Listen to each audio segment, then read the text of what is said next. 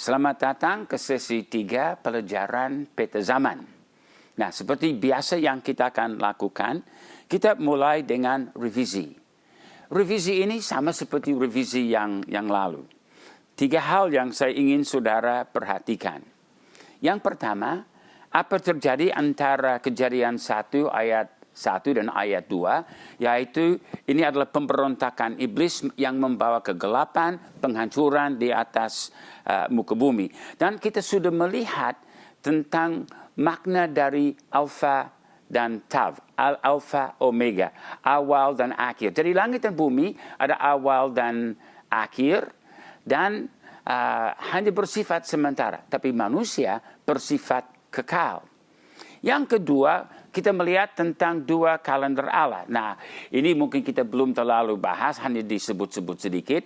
Tapi mungkin di pelajaran ini kita akan melihat lebih jauh. Bahwa ada 2 kalender. 1 kalender manusia, 24 jam. Dan kalendernya Allah, 1000 tahun, 1 hari. Nah, yang ketiga, 2 minggu di dalam program Allah. Sebagaimana di dalam Ibrani 4 ayat 1-9. Di sini 2 minggu kerja Allah disebut. Minggu pertama penciptaan. Dan dalam Ibrani 4 ayat 4 kita akan melihat hari ke-7, hari perhentian minggu pertama. Lalu ada minggu kedua karena ada hari ke-7 kedua di dalam Ibrani 9 ayat 9. Jadi sekarang kita berada di dalam 6 hari menurut hari ke-7 yang kedua. Nah, hal ini kita akan juga membahas lebih jauh kemudian. Nah, jadi apa terjadi di antara Kejadian 1 ayat 1 dan 2? Lukas 10 ayat 18, kata Yesus kepada mereka, aku melihat iblis jatuh seperti kilat dari langit. Jadi ini yang membawa penghancuran di atas muka bumi. Jadi sifat pemberontakan dan waktu kejatuhan iblis adalah satu topik penting. Nah, perhatikan awalnya, 1, iblis awalnya mulia. Kedua, karena memberontak, iblis dicampakkan ke bumi. Ketiga, sifat keakuan iblis, atau waktu 5 kali dia berkata, aku hendak, aku hendak, aku hendak, aku hendak, aku hendak. Jadi menunjukkan dia memberontak terhadap kehendak Allah. Yesus memang di Bukit Zaitun berkata, bukan kehendakku, melainkan kehendakmu. Tapi iblis, dia berkata, aku hendak. Jadi bukan kehendakmu Allah, tapi kehendakku, aku. Nah, yang ketiga, sifat keakuan iblis, 5 kali aku hendak. Kemudian yang keempat, akibatnya bumi rusak dan gelap. Kita baca dalam Yesaya 14, 12 sampai 17 tentang kejatuhan iblis. Wah, engkau sudah jatuh dari langit, hai bintang timur, putra fajar. Engkau sudah dipecahkan dan jatuh ke bumi, hai yang mengalahkan bangsa-bangsa. Engkau yang darinya berkata dalam hatimu. Nah, ini di sini kita melihat ke-5 ucapan aku hendak. Aku hendak naik ke langit. Aku hendak mendirikan takhtaku mengatasi bintang-bintang Allah. Dan aku hendak duduk di atas bukit pertemuan jauh di sebelah utara. Nanti kita lihat, itu adalah Bukit Sion. Aku hendak naik mengatasi ketinggian awan-awan. Dan aku hendak menyamai yang maha tinggi. Jadi pemberontakan iblis adalah pemberontakan terhadap rencana Allah yang kekal untuk menciptakan manusia menurut gambar dan rupa Allah.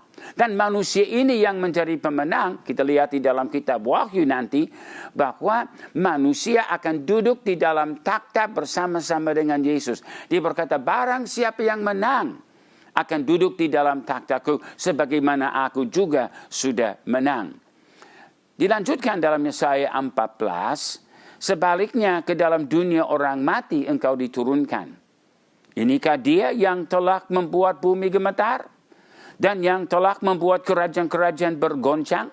Yang telah membuat dunia seperti padang gurun? Waduh, memang kita melihat penghancuran terjadi akibat dari kejatuhan iblis. Nah, tadi saya sebut bahwa Salah satu hal yang diinginkan oleh iblis adalah duduk di dalam bukit pertemuan jauh di sebelah utara. Itu Bukit Sion. Lihat di dalam Mazmur 48 ayat 2 dan 3. Besarlah Tuhan dan sangat terpuji di kota Allah. Terpuji di kota Allah kita. Gunungnya yang kudus, yang menjulang permai adalah kegirangan bagi seluruh bumi. Gunung Sion itu jauh di sebelah utara kota Raja Besar. Jadi, para nabi menyaksikan sifat iblis dalam kejatuhannya dan penghancuran bumi yang diakibatnya. Kita lihat di dalam Yeremia pasal 4 ayat 23 sampai 26. Aku melihat kepada bumi, ternyata bumi campur baur dan kosong. Atau tohu va bohu.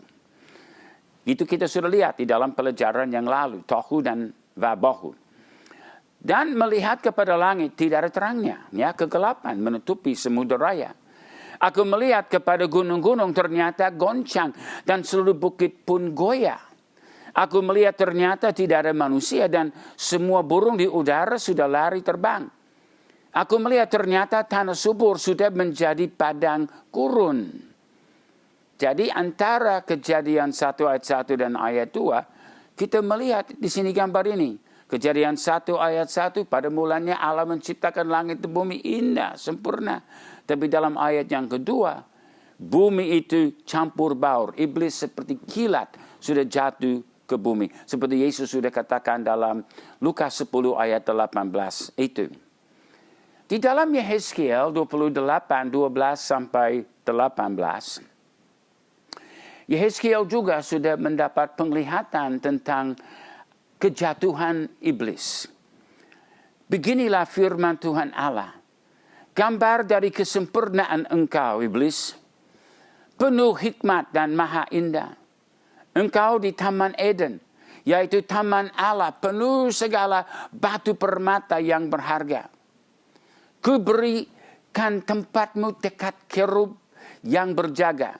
Di Gunung Kudus Allah engkau berada dan berjalan-jalan di tengah batu-batu yang bercahaya-cahaya. Engkau, iblis, tak bercelah di dalam tingkah lakumu sejak hari penciptaanmu sampai terdapat kecurangan padamu. Engkau, iblis, sombong karena kecantikanmu. Hikmatmu kau musnahkan demi semarakmu. Ke bumi kau kulempar. Kepada raja-raja engkau kuserahkan menjadi tontonan bagi matanya. Dan kubiarkan engkau menjadi abu di atas bumi. Di hadapan semua yang melihatmu. Jadi kita melihat di dalam Yesaya 14, Yehezkiel 28, Yeremia pasal 4. Para nabi sudah melihat kejatuhan iblis yang membawa penghancuran. Bahkan dikatakan engkau menjadi abu. Jadi seperti kilat. Kalau kilat menyambar, wah jadi gelap gulita dan abu. Kejatuhan iblis di dalam Kejadian 1 ayat 1 antara di situ dan ayat 2-nya adalah sebabnya di dalam Kejadian 1 ayat 3 Tuhan langsung menanggapinya dan berkata, hendaklah ada terang. Tidak ada pemisah waktu di situ, Allah langsung. Karena kejatuhan iblis adalah permulaan waktu. Dan sekarang rencana Allah yang sudah direncanakan sebelum dunia diciptakan sudah mulai berjalan. Dan minggu penciptaan, ya pemicu permulaannya adalah iblis yang jatuh. Sekarang Allah sudah mulai menciptakan di dalam minggu penciptaan. Hari pertama sampai hari yang ke-6. Dia menciptakan terang, cakrawala, daratan tumbuh-tumbuhan, benda terang, burung-burung dan ikan, manusia dan binatang. Dan hari ke-7 tidak kerja. Hari perhentian, hari Sabat di dalam rencana kerja Tuhan. Nah, untuk kita memahami waktu, kita perlu membaca tanda-tandanya. Dan satu hari, berapa lama satu hari? Ya, Alkitab menyatakan di dalam Imamat 23 ayat 32 bahwa matahari atau dari matahari terbenam sampai matahari terbenam, kita melihat itu adalah 24 jam, satu hari bagi manusia. Jadi jam 6 sore sampai jam 6 sore. Jadi malamnya dulu 6 sore sampai jam 6 pagi. Lalu dari jam 6 pagi sampai jam 6 sore adalah siangnya.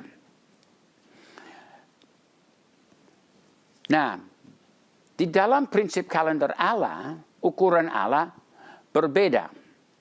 Di dalam ukuran Allah, seperti yang kita melihat di dalam 2 Petrus 3 ayat 8, kita melihat Tuhan menyatakan bahwa satu hari dengan Tuhan sama dengan 1000 tahun.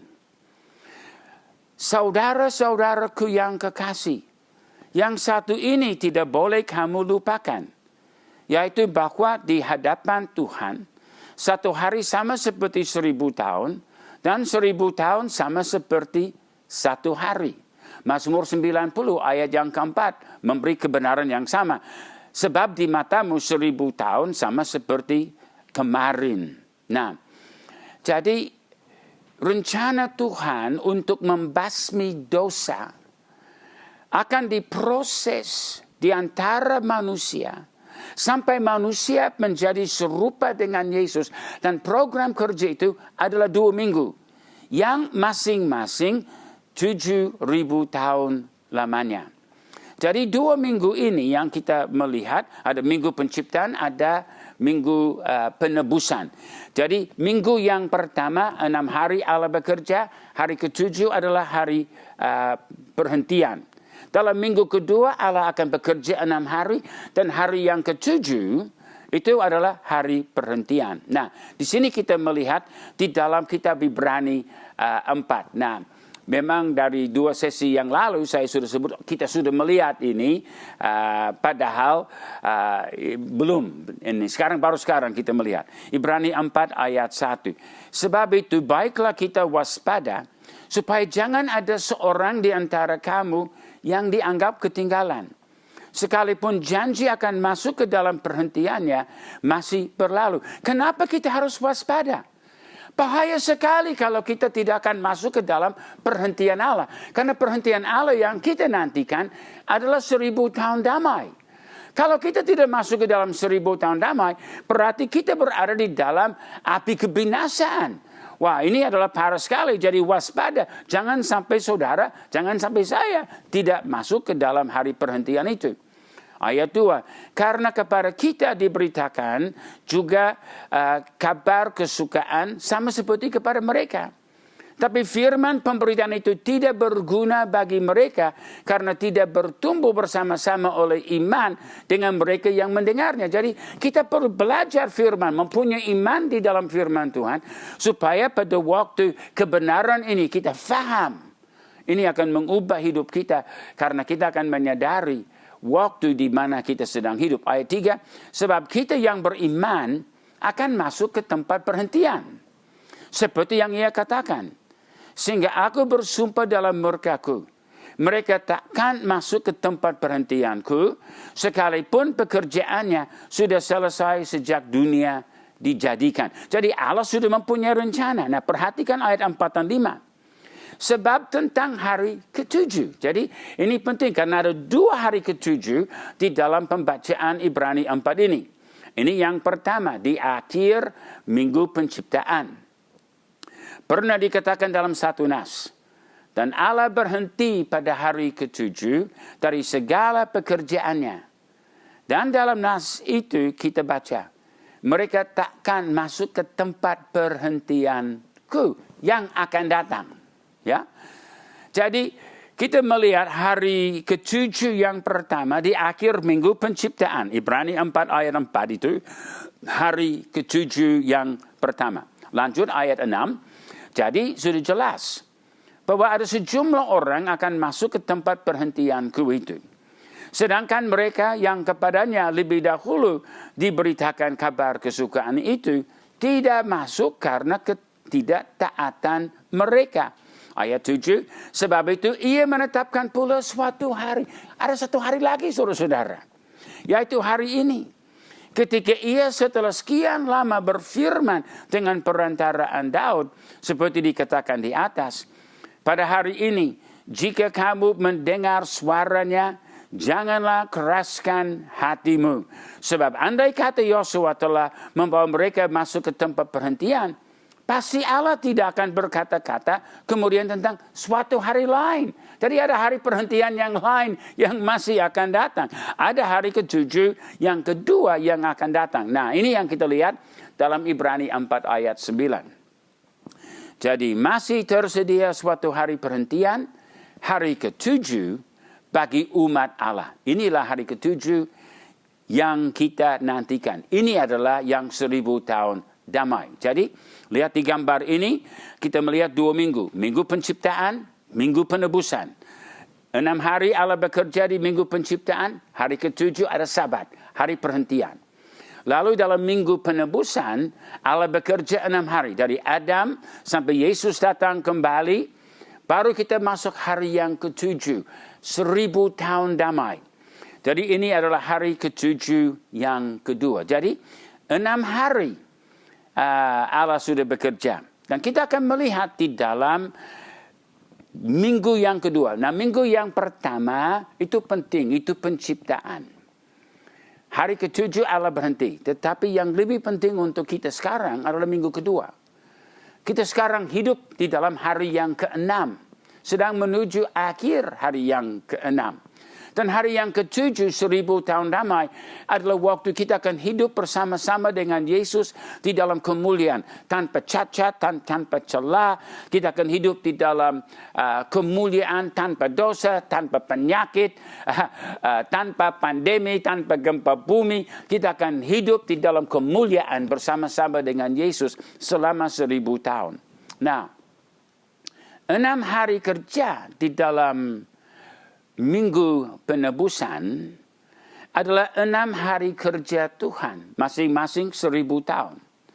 Dan dibagikan menjadi 3 periode atau 3 zaman yang masing-masing 2 hari atau 2000 tahun. Jadi setelah 6 hari, 3 hari atau 3 zaman ini, zaman yang pertama menyatakan Allah Bapa. Zaman yang kedua menyatakan Allah Anak. Zaman ketiga menyatakan Allah Roh Kudus. Setelah seluruh pewahyuan Allah sudah nyata dan program kerjanya sudah selesai, Yesus akan datang kembali dan itu sudah dekat sekali karena kita di akhir hari ke-6. Lalu hari ke-7 akan mulai 1000 tahun damai di mana kita akan hidup bersama-sama dengan Yesus. Jadi bersiap-siaplah saudara-saudara dan nanti ini kita akan bahas di dalam kelompok diskusi nanti. Tuhan Yesus memberkati. Amin.